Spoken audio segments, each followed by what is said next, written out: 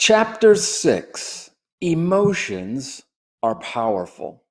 Quote, when awareness is brought to an emotion, power is brought to your life. End quote. Tara Meyer Robson.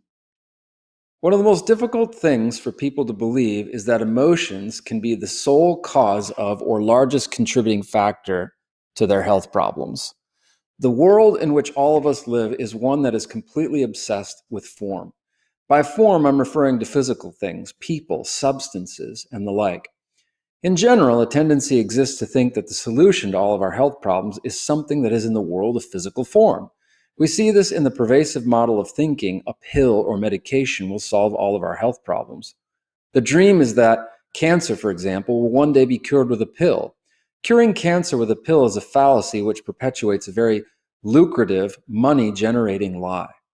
It ignores the underlying realities as to what the cause of cancer is in the first place. Closely related to this, we also see this plainly with regards to diet, exercise, and the general public perception of what one makes one healthy. A simple internet search of different diets brings up hundreds of choices. We have the Atkins diet, paleo diet, grapefruit diet, 3-hour diet, South Beach diet, ketogenic diet, best life diet, blood type diet, cabbage soup diet, caveman diet, fat flush diet, French women don't get fat diet, glycemic index diet, hormone diet, macrobiotic diet, master cleanse diet, Mediterranean diet, New Beverly Hills diet, Nutrisystem diet, skinny bitch diet, volumetrics diet, Weight Watchers diet, zone diet, raw food diet, vegan diet, and many more. Many people secretly throw their hands in the air and say frustratingly, what the heck am I supposed to eat? Do I eat more meat? If so, should I just eat chicken or fish and not beef? Isn't red meat bad for you? What about all those animals dying? Should I buy grass-fed organic meat? What if I get toxic eating conventional meat? How do I pay for organic products when they're so expensive? What about the mercury in tuna? Do I eat more complex carbohydrates? Should I cut all the grains out of my diet? Should I avoid potatoes because they're so starchy? Do I become vegan? Do I eat more vegetables? What about the sugar and fruit? Berries are good, but bananas are bad, right? Should I limit my servings of fruit? If I go out to eat, what can I order that's healthy? How many calories should I consume? But not all calories are equal, right? The questions are endless. An even more curious question is, what is the emotional energy that is sitting behind the asking of each question? Frequently, questions are generated from the negative emotions we have stored within. If we let go of the emotion behind a question or stop identifying with it, unknowingness automatically ensues and the questions are often instantaneously answered. People are obsessed, and by obsessed I mean that as a negative emotion, with trying to find the right combination of things to eat because many people believe that dietary changes will be the magic bullet to healthy living. People also will fiercely defend many of their dietary choices. The meat eaters will staunchly defend meat, while the vegans will passionately defend the ethical treatment of animals, sustainability, and plant-based foods. If you suggest to people that they change the way of dieting, you will instantly confront the context or emotional background of their dietary choices. If you suggest to the Midwestern meat and potato eaters that they eat raw foods or vegetables, you will instantly be confronted with their internal emotional resistance. If you suggest to a vegan that it may be healthy for them to get some animal meat in their diet, you will also see their internal emotional resistance arise as they confront your suggestion. For me, following a particular diet has become less and less important over time. What is important is being so in touch with your body that you can tune in at any time, listen to what your body exactly needs, and lovingly give it what it requires for optimal health, whatever that may be for you. I've convinced many vegans to eat meat because it would greatly benefit their health. Many times I have asked them, do you want to feel better? Or do you want to maintain an internal emotional rigidity with regards to what you eat? Being open to this possibility always includes a certain level of emotional maturity. As a naturopath and acupuncture physician, I am very well versed and researched in the ethical treatment of animals. However, I have seen radical changes in people that open themselves up to eating meat. The same goes for getting people to eat more plant food and vegetables. People become exceedingly resistant when it is suggested that they stop eating meat and animal products for a while and entertain the power of plant food to heal them. I just want what is best for every person to heal. In this, I have learned to let go of my own internal judgments and positionalities. The majority of people that I see clinically are not getting even close to the number of vegetables they need per day in order to have abundant health. In these cases, decreasing meat consumption and incorporating a heavy plant-based diet can have the same radical changes. Their compliance with eating more vegetables boils down to one thing: internal emotional agreement and compliance.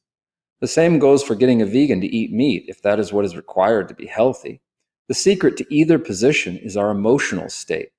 Most of us can make changes in the short term with no problem, but sustaining these healthy choices always boils down to dealing with our internal emotional context.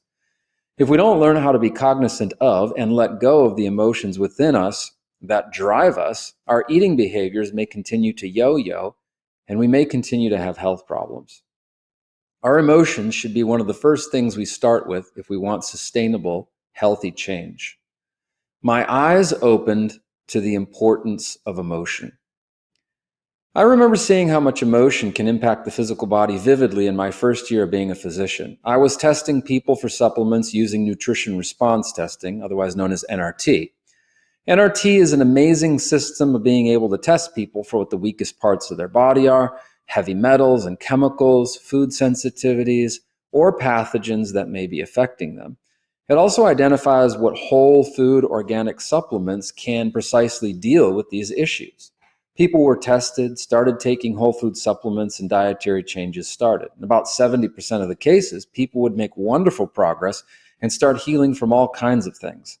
This progress was exciting to see, and of course, patients were very pleased. However, for about 30% of people, it didn't matter what I tested them for and what kinds of dietary changes we made, they didn't make much progress. These circumstances drove me nuts. I was doing everything I could in the physical world. These people were doing everything right, like exercising, getting chiropractic adjustments, and doing all kinds of other things in the physical world to try to improve their health. Some were even doing things into the second level of health, such as acupuncture and massage, and were not getting results either. For so many, despite their best efforts to change and do all of these things, they didn't heal. Western medicine, or more precisely the pharmaceutical industry, is largely behind this modern-day programming. We are brainwashed to believe that taking a physical pill is the answer to everything that ails us. It seems like a daily occurrence when people find out I am an alternative physician that I am asked, "Hey doc, what should I take for X condition?" I used to get frustrated when I heard this question because it is one that is the result of our very misguided misunderstanding of how the body and health actually work. If a pill, herb, food, or supplement were the answer, we would all be in absolutely amazing health. However, in the USA today, people are sicker than ever before, despite eating many right things, exercising, and taking handfuls of supplements. I'm not trying to discourage these things in any way. They are a necessity. Foundational health practices exist that are crucial, and we must implement them to heal properly. But so much more about the body-mind needs to be understood. Now, when I hear this question, I take it as an opportunity for compassion and to educate people about how Chinese medicine is tailored specifically to their condition, and to see the deeper reality behind their health problems, the power of our internal emotional reality as an expression of our physical health. The 30% that didn't start healing in my clinic and were not seeing results drove me to find answers for them. They weren't seeing the results they wanted because they were not identifying and releasing the emotional reality driving these physical expressions of health. I had to look beyond Western medicine, even beyond naturopathic medicine, to Chinese medicine. Chinese medicine is a complete system of health, addressing every level of health in the body. In the process, I found answers for my health problems. Diet, supplements, exercise, chiropractic, acupuncture, massage, and other things in the physical world didn't help me to heal my depression. Nor did they do much for some of my patients either. These things have helped so many people and all play a role in the healing I see in my own patients. However, they weren't the ultimate solution for me and some of my patients. Health is a full expression of physical and emotional practices, not just one or the other. You cannot neglect one over another and be the fullest expression of health. I exercise 3 to 5 times per week, avoid toxins, drink tons of water, eat very clean 80 to 90% organic plant food, and habitually get acupuncture, massage, and chiropractic. Each of these things makes me feel better in various ways. I champion them in my life and in my practice with patients. Yet, while these are very important for all of us, they didn't heal the depression in me.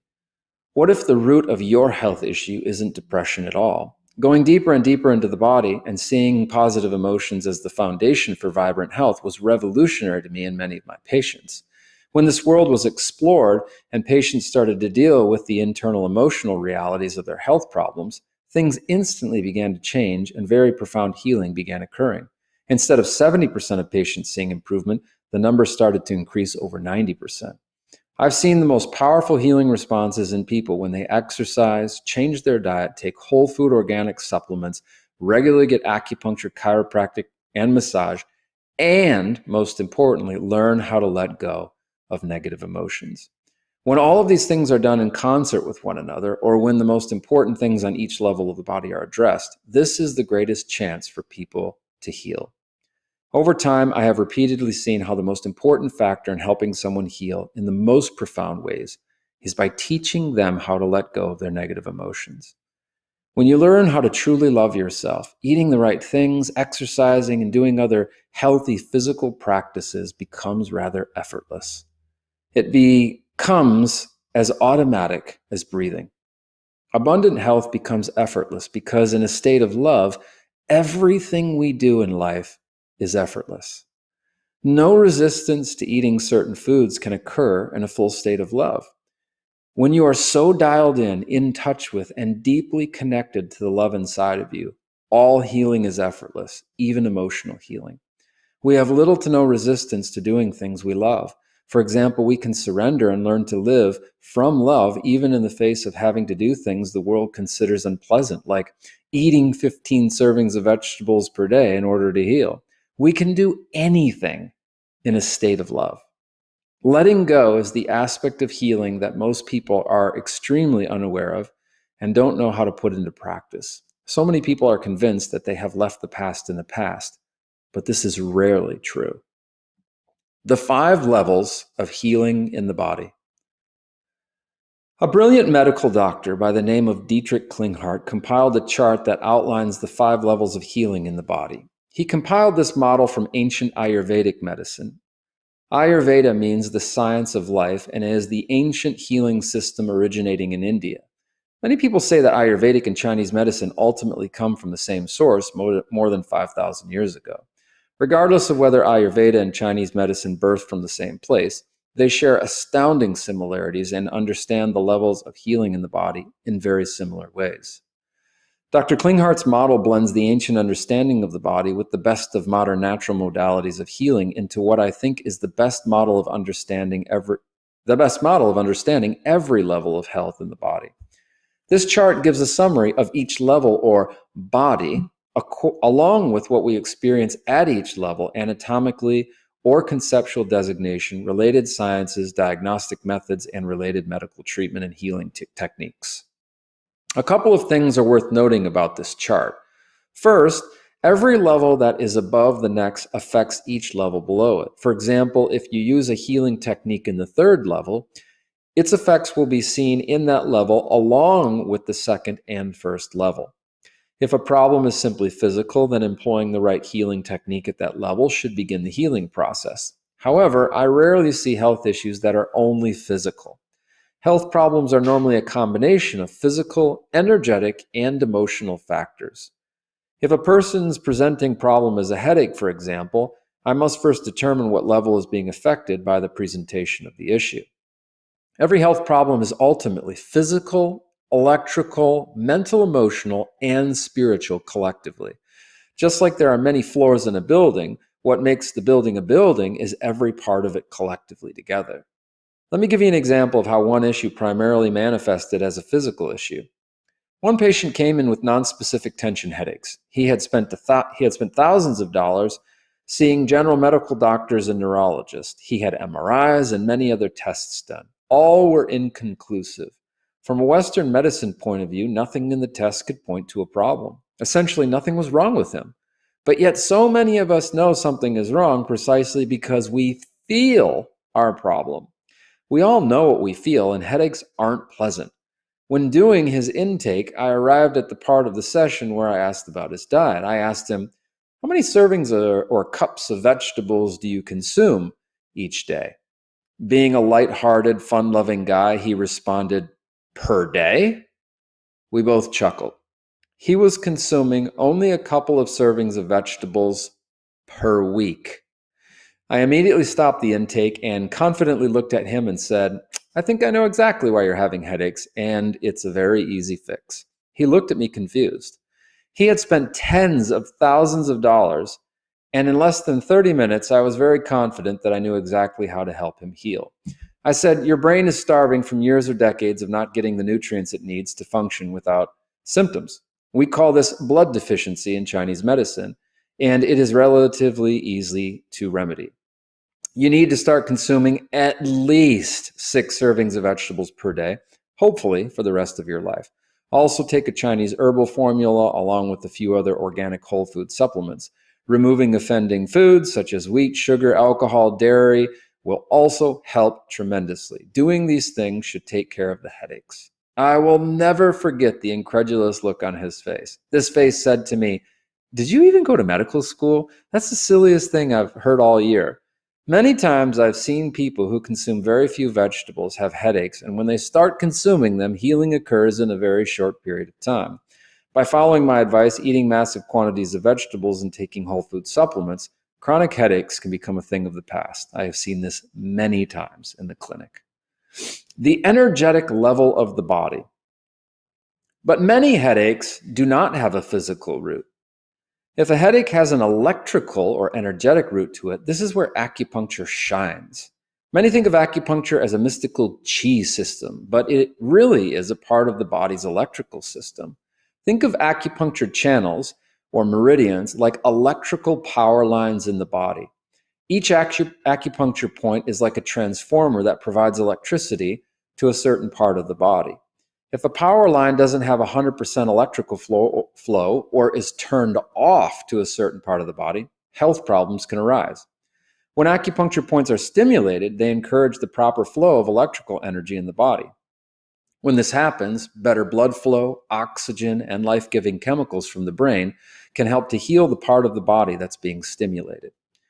In 2016, I was playing in an outdoor racquetball tournament in South Florida. Between matches, I was reading a book, and a gentleman I had never met before started to talk with me. We made small talk for a few minutes before he told me that he needed to run to the car to get some ibuprofen before playing his match. My intuition told me he had a headache, and I asked him, let me guess, you have a headache. He said, how did you know that? I asked him exactly where the headache was and what the quality of the pain was. He pointed over his left ear on the side of his head, right behind his temple. He said it was about a 6 out of 10 in intensity. The electrical channel or power line that runs through this part of the body next to each eye is the gallbladder channel. It travels behind the head, down the lateral sides of the body, and ends on the end of the second toe. It is one big, long electrical circuit. He had his shoes off and was wearing socks. I told him to sit in front of me and put his foot directly on top of my knee. I hadn't yet told him I was a physician, and he gave me that confused, what are you suggesting to me? Look. I mentioned to him that I was a physician, but that didn't seem to do anything to alleviate his confusion for the moment. Nevertheless, he went ahead and put his foot on my knee. I told him that I was going to try something that is very effective in relieving pain in around 50% of cases. If I located the right acupuncture point and applied pressure, his headache should go away in a matter of seconds. I took my fingernail and placed moderate pressure on the acupuncture point on the toe. I looked up after 3 seconds and asked him how his headache was. He was as surprised as a baby tasting lemon for the first time. My headache is gone. How did you do that? He triumphantly asked. The funny part is that I don't remember even asking him his name. He simply got up, thanked me, and went off to play his racquetball match. By stimulating this point, it is comparable to suction being used to unclog a drain. When the electrical energy began to flow better through the circuit, the pain disappeared. This is a very simple example, and some people require far more detailed acupuncture treatments over an extended period. But when the problem is electrical, acupuncture works wonderfully. Some people have had 40, 50, or more years of electrical imbalance, so one treatment is rarely enough these days. If acupuncture is the appropriate healing modality, perhaps 5 to 10 sessions should offer great improvements to most people. As an acupuncture physician, I have heard many stories over the years about people who have tried acupuncture once and it didn't do much for them. Does this mean that acupuncture doesn't work? Absolutely not. If you have had a chronic health problem for years, thinking that one session of acupuncture will fix everything is very unrealistic. It's as unrealistic as going to the gym one time and expecting to look like Dwayne "The Rock" Johnson. If little changes after 6 to 12 sessions for a chronic problem, it could mean that the body had a deeper cause, not on the first or second level of the body. Another frequently reported story is how acupuncture has been used to treat headaches. It vastly improves the headaches, but they never seem to go away completely and require ongoing treatment. This is yet another sign that could lead in the direction of the root problem being on a deeper level within the body, or the body needing something additional in order to fully heal. The emotional levels of health. One woman came to the clinic one day and had been experiencing a headache for 3 straight days. Using applied kinesiology or muscle testing, I determined that her headache was a 4th level headache, which is the intuitive or family emotional body. Applied kinesiology is a neuromuscular feedback technique that can be used to determine truth. Problems in this level can arise due to emotions that are experienced within the context of one's family. She had been a patient of mine on and off over the past year, and I had taught her how to process through her emotions using tapping, which we'll get to later. So my first question to her was, "Did you try to do any tapping on your headache?" She replied, "Yes, I tapped on the headache for a few minutes, but it didn't work. The tapping didn't work." For ease of understanding, the 3rd level of the body relates to general emotions that one experiences throughout life. If someone cuts you off in traffic and you get angry, this would be a 3rd level related experience. If you get mad at your mother, which is part of your family, this would make it an experience in the 4th level. If you get mad at God, it would make it a 5th level or spiritual emotional issue. She just needed guidance as to what the genuine emotions were that were driving the headache. Health issues on the 3rd, 4th, and 5th level in the body require patience, curiosity, non-judgment, and good detective work. It is one thing to determine what level a health issue is on, yet another to discover the story driving the issues. So I began doing some digging with my questions. I began by asking her to give me a rundown of what happened during the morning when her headache started. She stated that she was preparing to host a special party she was looking forward to. Her husband notified her that he had invited his in-laws to attend the party, whom she specifically did not invite because she didn't get along with them very well. Upon hearing he'd invited them, she became agitated and fearful. As time passed that day, she began to get more and more resentful about this. She was afraid because she explained how they were judgmental, always second-guessing her, causing rifts between her and her husband, and spreading rumors and gossiping frequently. The main emotion of the gallbladder channel in the body is resentment. In Chinese medicine, consciousness or emotions are attached to every one of the organs and 12 major electrical circuits of the body. The gallbladder channel runs along both sides of the head. When asked how resentful she was about this, she stated it was an 8 out of 10. The fear was also an 8 out of 10. In her mind, as is commonly happens, she didn't think that this could have anything to do with her having a headache. We tapped on these emotions, and since she had done it with me many times before and had gotten good at releasing emotions from her body, the resentment and fear lessened quickly. In about 20 to 25 minutes, both emotions were released from her body. I then asked her to refocus on the pain in her head, and she smiled and said, "It's completely gone." She didn't have a physical headache. She didn't have an electrical or energetic-based headache. She had an emotional headache and she needed a tool on this level of the body to enable her to heal from this headache. When she was asked about how she felt after releasing these emotions from her body, she gave the answer that I hear almost every day from patients when doing this work. I feel lighter and more at peace. Every patient that comes into the clinic with a headache or any health problem is unique, and the reasons why they have a headache are unique. This is why it is difficult to do a double-blind study to try to find one thing that works for everyone. This is not to discourage research in any way.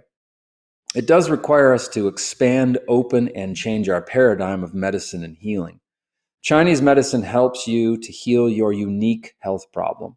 If 10 people come in and have a physical root headache, what helps each of them may require 18 very different courses of treatment, as seen in the example below. Chinese medicine is one that discovers the patterns of your problem and then treats the pattern with all the tools available to influence that pattern. A pattern is a collection of symptoms that relate to each other within the foundational principles of Chinese medicine. Those 8 foundational principles are hot and cold, yin and yang, full and empty, and interior exterior. In The Practice of Chinese Medicine by Giovanni Maciocia, 18 different patterns exist for the treatment of headaches. Those 18 patterns are as follows. Exterior: when cold, when heat, when dampness. Interior: liver yang rising, liver fire, liver wind, liver qi stagnation, stagnation of cold in the liver channel, dampness, turbid phlegm wind, liver yang rising with phlegm in the head, retention of food, stasis of blood, stomach heat. Interior: empty, qi deficiency, blood deficiency, kidney deficiency. All these patterns point to different states of imbalance in the body that we aim to correct. In the pattern of liver fire, you see an expression of heat in the body and symptoms such as red eyes and face, irritability, outbursts of anger, migraines, and constipation. The principle to heal somebody, in this case, is simply to cool the body down. If something is too hot, we must cool it down. We do this with cold foods, cold herbs, acupuncture points that release heat, and doing an emotional release of anger. This will bring balance to the pattern. In this way, Chinese medicine is very detailed and identifies a health issue as it specifically relates to you, which is why there's not one way to treat a headache. There may be 18 different ways. The job of the practitioner is to first identify the pattern someone presents you with. Very different herbs, acupuncture points, massage areas, exercise, and food therapy would be recommended for each pattern. The past or the context of each person's emotional issues are all unique as well. Emotions are also revealed in these patterns as well. Often the source of someone's headache could go back deep into the past as early as our first memories at the age of 3 or 4. Everything needs to be explored in order to discover and treat the pattern. In Western medicine, a simple pill may be given to most people presenting with headaches, but this rarely deals with the root issue. Chinese medicine gets to the root cause and pattern and treats that very specifically. These 5 levels of healing in the body are the best model I have ever seen to explain why people have health issues and how to accurately identify ways to help them. The above examples simply help us to see how a root cause in each level can play itself out in helping someone to heal. Clinically, the best way to help somebody is to address health at each level simultaneously. Changing the diet, taking the right supplements, exercising, getting acupuncture, and dealing with our emotions concurrently is a powerful way to deal with the whole person. A medical structure that has proven ways on all levels to help people heal is the best expression of health and wellness. Beyond the physical world, the expression of our currency of life is emotion. What we do with emotion will determine how life plays out, for better or for worse, especially with health in the physical body. Emotions are both the problem and the solution at the same time. They are the key to understanding health problems and healing from them. When the woman with the headache let go of the resentment and fear, love and forgiveness were what healed her. She stepped into the peace, joy, love, and forgiveness that are there for us at all times. The key is simply to let go of what is preventing us from experiencing these things. We all have different experiences. We all have very different thoughts. We all have very different abilities. We all have and lead very different lives. But the one thing that every human being shares is the same emotions. This is our commonality. We all have experienced the same exact emotions. We all can identify with one another in some small or large ways because we all experience life with the same emotions. Some experience certain emotions in more powerful or powerful ways on both sides of the spectrum, negatively or positively, but we all experience them the same.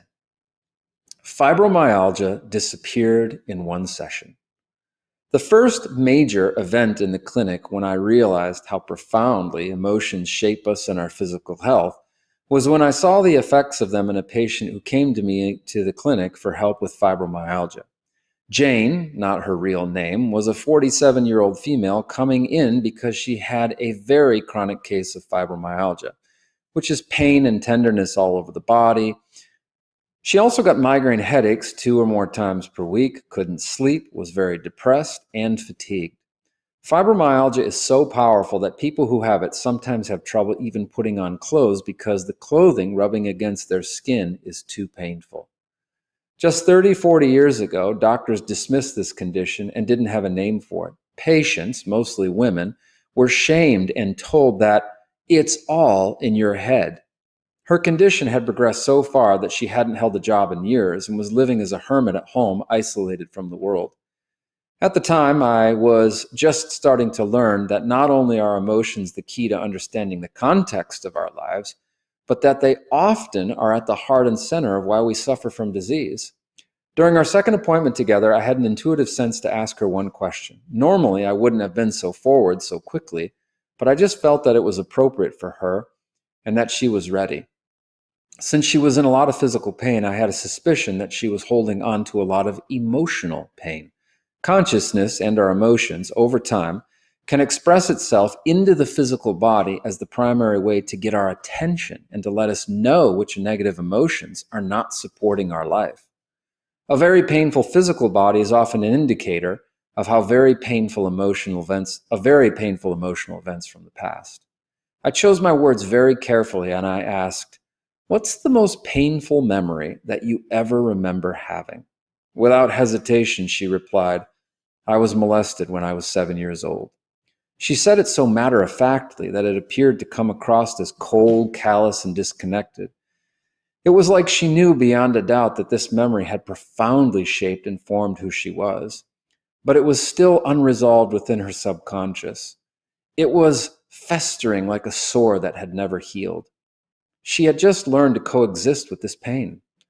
So how she related to it was in the form of repression, having pushed it down so far that it was mostly out of mind. Upon hearing her response, I said, "I'm so sorry to hear that. Would you like to process through this memory together?" She gave me an exhausted, one eyebrow raised eye roll when I asked her. In frustration, she said, "I've talked to every doctor, psychologist, psychiatrist, counselor, therapist, pastor, priest, and friend about this memory. I don't want to talk about it anymore." Her response was very telling. Over the years, she had received lots of counseling and therapy and had talked about this memory repeatedly with many wonderful and qualified people. But even after talking about it, the negative emotions in the memory remained virtually the same. Talk therapy plays a wonderful role in the healing process. However, what I have found is that at times it may not initiate an exchange of emotional energy inside of us. There may not be a shift in consciousness or a true letting go. You can remain very detached from a memory even as you talk about it, which, in my experience, will not help you to heal from it. In using applied kinesiology or muscle testing, it was determined that this memory was still a 9.9 out of 10 in relation to the intensity it had within her consciousness. This meant that it was still the most damaging and harmful memory she had compared to all of the other memories she had experienced in her life. In spite of many attempts to heal from it, nothing had changed internally about how she held the memory emotionally until now. Thus, the look on her face communicated, "Not this again. I have talked about this memory so many times. How is this going to be any different? What is the point of being reminded of all that pain all over again?" Seeing this in her expression, I was quick to interrupt her thought process. I told her that talking about something can be very different than actually letting it go. In the process, she would be able to feel the negative emotions releasing from her body as the evidence that it was working.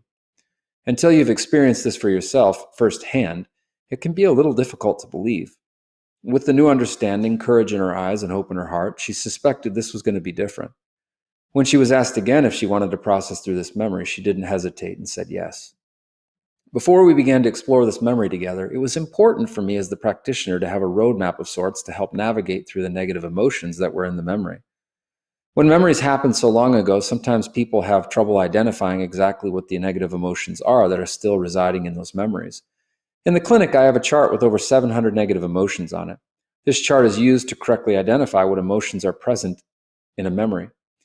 Using applied kinesiology or muscle testing, AK, her body was first asked, how many negative emotions are present in this memory?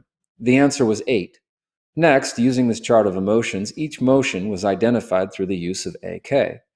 After each emotion was identified, the intensity of each emotion was rated on a scale from 1 to 10. All of these emotions in this memory were a 10 out of 10 for her.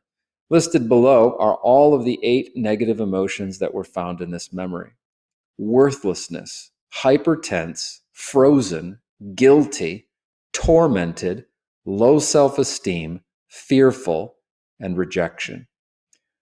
After all this information was gathered, we began processing through this memory using tapping. We addressed not only the emotions in the memory, but also the emotions she was having in the present moment about going back into the memory. It was terrifying to her in the present moment to relive these past emotions, which was to be expected. It was the most painful thing that ever happened to her, and reliving it momentarily was very painful. At each step of the way, she felt a terror or fear about continuing in the present moment through the memory. Therefore, we first dealt with the terror or fear that she was feeling about even going into the past. As she released these emotions, we were able to keep going through the negative emotions in the memory one by one. For 2 hours, we worked through every one of the emotions in the memory and the emotions she was experiencing in the present moment about going back into the memory. As each one of these emotions released from her body, she felt more and more relief, and the process got easier and easier. This is hard to process for the linear mind. However, it is an important thing to understand. Even though something happened to you 40 years ago, it is still happening to you right now, because those emotions can all still be felt in the present moment. The past is the present because the present is all you will ever have. Simply by giving permission to bring these emotions up from the basement of the subconscious, most can feel them all over again with no problem. This is proof that the past is the present. And this is also the reason why dealing with the memory in the present literally alters our perception of the past and enables us to see and live a different present. After processing through each one of these emotions, again, using AK, it was determined that the negative energy in the memory reduced from a 9.9 out of 10 to a 2.7 out of 10, a 72% reduction.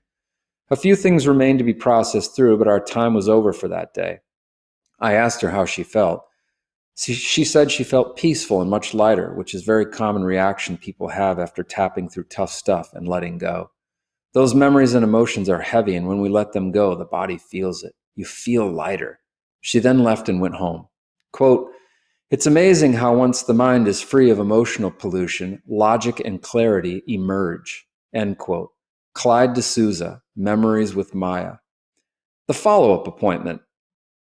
What happened in our follow-up appointment 2 weeks later was stunning and extremely powerful for me. It allowed me to continue seeing the massive effects that negative emotions and memories from the past have on our physical bodies.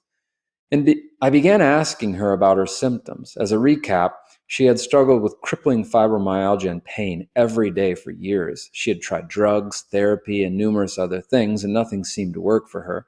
She had migraine headaches 2+ times a week for years. In Western medicine, no cure exists for fibromyalgia, only managing the symptoms with drugs. I asked her, "How do you feel? How has the pain level been in the last 2 weeks?" She responded happily, "I haven't had any pain." Since this was in the beginning stages of when I first started using tapping, I was shocked and asked again, You mean you haven't had any pain in the last 2 weeks? Nope, she responded. What about headaches? How have your migraines been? She said, I haven't had any headaches either in the last 2 weeks. Flabbergasted, I responded, really? Are you serious? Yes, and I have more energy. It was a 5 out of 10, and before it had been a 1 out of 10. And she said, I slept 2 nights through, and that hasn't happened in years. I was shocked and elated for her. Her fibromyalgia was gone. Seeing how effective processing through this memory had been for her opened my eyes to a new reality of what was possible in helping people with their health issues. Frankly, it was a new world into helping me with the depression I had been struggling with for so long. Using AK to identify negative emotional energy within and tapping through the emotions or memories from the past has proven to be remarkable. The best part about it is that anyone can learn how to use it in minutes. And once you learn how to use this tool with skill, it's a lifelong way to significantly alter your reality. She wasn't out of the woods yet, though. This was just one memory for her. Although it was a very painful one, she, like all of us, had many powerful and negative memories that had profoundly altered and programmed how she lived, thought, and existed in the world. You may be wondering at this point if the changes are enduring. The reality is that once emotions release from a memory, they disappear forever. People move forward and not backward because moving forward feels good. So in my experience, the symptoms never return. We are such powerful beings that we can recreate them, but this would be foolish. Due to changing circumstances in her life, we weren't able to process through much more at that time. I didn't see her for more than 2 years after our initial appointments. However, even after 2 years, when she returned to the clinic, her fibromyalgia symptoms were still gone. This is a testament to the power of the mind that we have. Depending upon the inward reality of what we're holding on to, this determines our outer reality, not only in what we experience health-wise in our body, but also in our relationships, finances, work, family, and our relationship with God. Our experience of everything in the world is dependent upon our internal emotional reality. Like wearing glasses, our inner emotional world influences our perception of everyone and everything, especially the health of the physical body. This experience was a powerful shifting point for me clinically. Tapping is a tool, and the use of the tool grows with the deeper knowledge of the body and health. This tool also can give us an understanding of how the mind works and how we can shape the contents of the mind, emotions, thoughts, and beliefs. I frequently mention to people that tapping is a tool analogous to a paintbrush. A paintbrush in the hands of a third grader versus the hands of someone who is a graduate level painter elicits a much different painting. The tool is the same, but the person who uses the tool and understands better how to use it will paint a more beautiful or complete picture. The more you use tapping, the more skill you gain, and the easier it becomes to let things go. Additionally, if you learn from someone who already paints well, such as a mentor or a coach, you will learn that much faster how to use the tool. I've spent these last years learning how to use this tool and other tools to help people heal. How the tool is used is almost limitless. Here are some of the ways that I have seen this tool used to profoundly alter someone's internal emotional reality and therefore external reality. Number one, pain.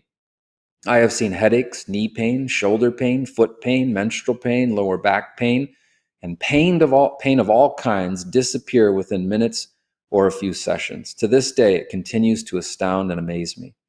Number two, relationships. One of my favorite sessions was with a woman who lost her husband and was just ravaged by grief that she couldn't release. She cried endlessly every day for months. We have all heard the common adage that time heals all wounds. However, this is not true at all. Within 3 sessions, she let go of all the grief, and 6 months later, she was engaged to be married after meeting someone 2 weeks after our last session. Any relationship problem or issue has emotional roots to it. Often we blame others, but it is what is inside of us that is largely contributing to our relational problems and what we are attracting to ourselves. Tapping can give us a different perspective and initiate profound relational healing. Number 3, work. I hate my boss, one person said to me. We processed through this hate together. An association was made as to how their boss reminded them of their relationship with their mother. After a couple of sessions of working on this, work took on a whole new joy and vibrancy, and this person started getting along wonderfully with their boss. Number 4, disease.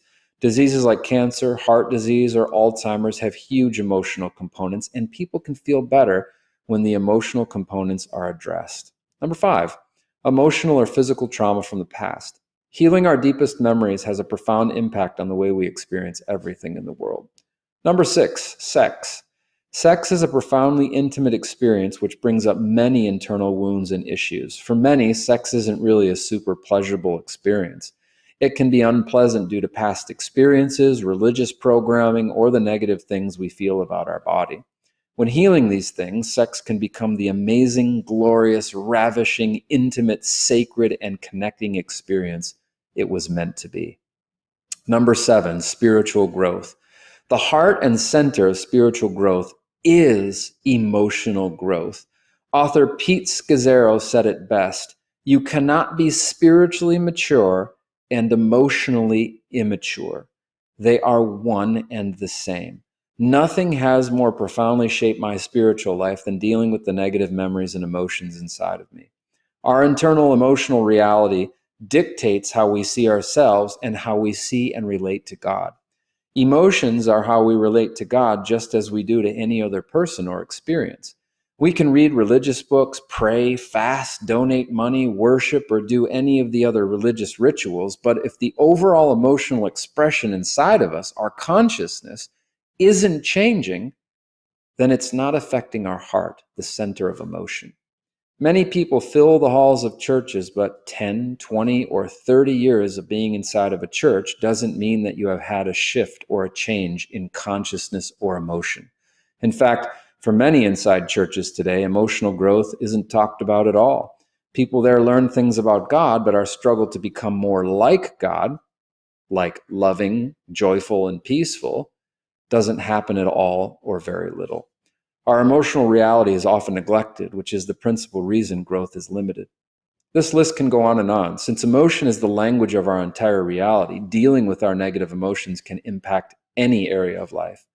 Whatever struggles, hardships, problems, or health issues you have, the impact of looking within at how you are experiencing what is happening from an emotional standpoint often is the most critical aspect of shifting or changing it in your life.